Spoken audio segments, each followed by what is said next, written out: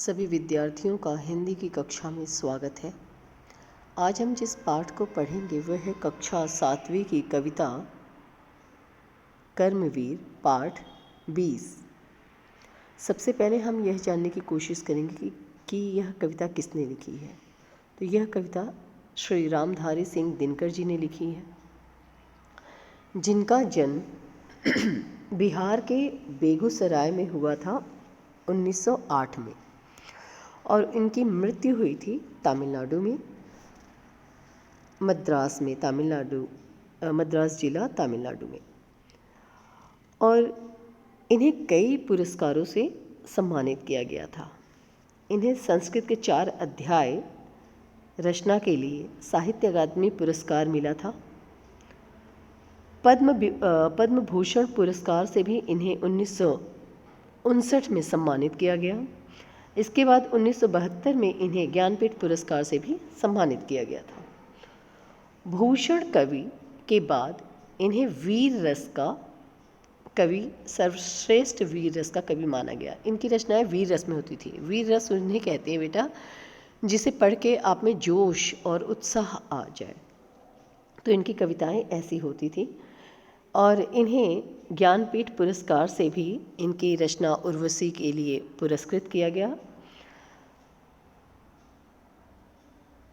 इनके नाम पे 1999 में डाक टिकट भी जारी किया गया था।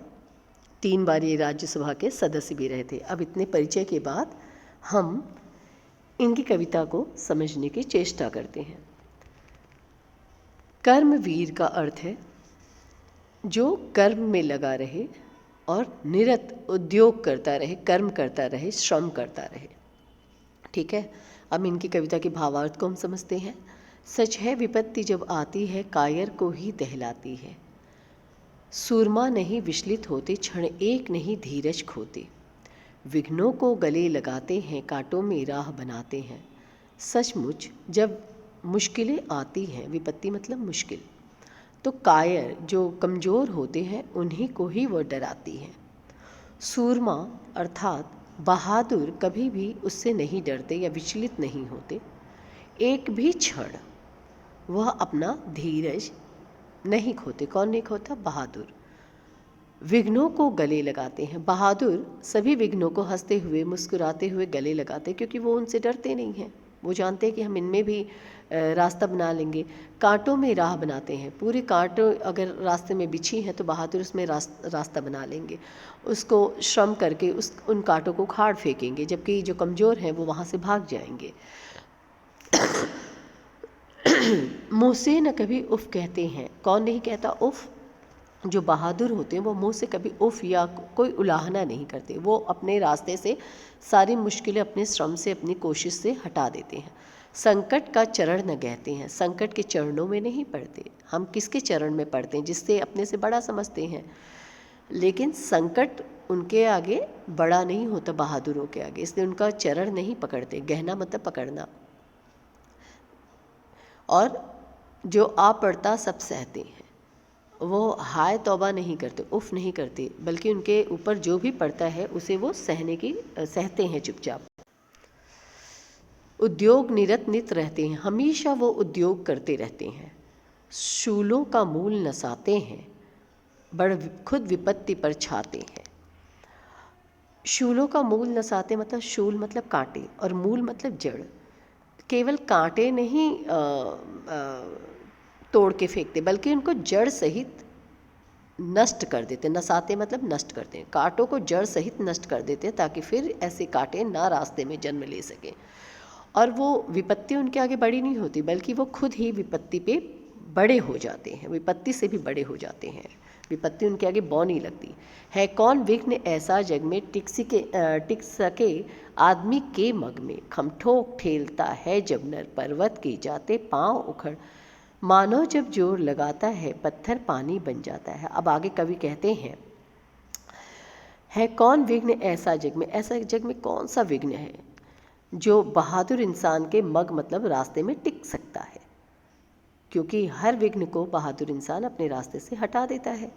खम ठोक ठेलता है जब नर, अपने पूरे दम खम से जब पूरी शक्ति लगा देता है इंसान, तो पर्वत के जाते पांव उखड़, तो बड़े से बड़े पर्वत भी अपनी जगह से हिल जाते हैं।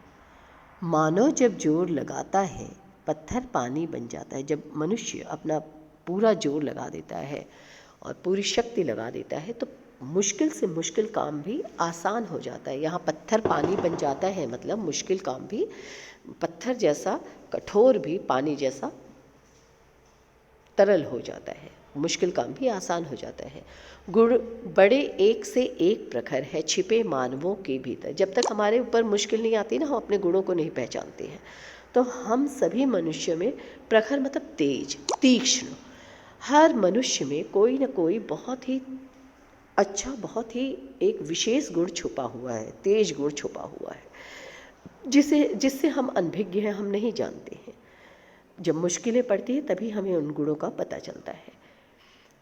मेहंदी में जैसे लाली हो, वर्तिका बीच उजियाली हो। अब उदाहरण क्या दे रहे हैं कवि? मेहंदी में जैसे लाली हो, मेहंदी में हरी हरी जो पत्तियां होती हैं, उनके अंदर लालिमा है, ये कौन जानता है। जब वो पिस जाती हैं, जब उनके ऊपर मुश्किलें आती हैं, वो पिसती हैं और हाथों में तब वो लालिमा का या लाली लाती हैं।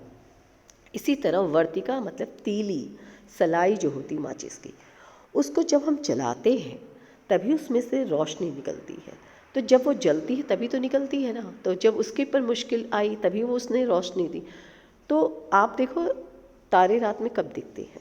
जब अंधेरा छाता है तो तभी सितारे चमकते हैं। तो हमारी मुश्किलों के बीच में ही हमारे अच्छे गुण प्रकाशित होते हैं, अच्छे गुण हमारे निखर के सामने आते हैं। इसी दो उदाहरण से कवि कह रहा है कि मेहंदी की लाली, मेहंदी में लाली है, ये हमें हाथों में लगाने के बाद ही पता चलता है जब वो पिसती है, और तीली को या सलाई को जलाने के बाद ही उसकी रोशनी हमें दिखाई देती है। बत्ती जो नहीं जलाता है रोशनी नहीं बह पाता है।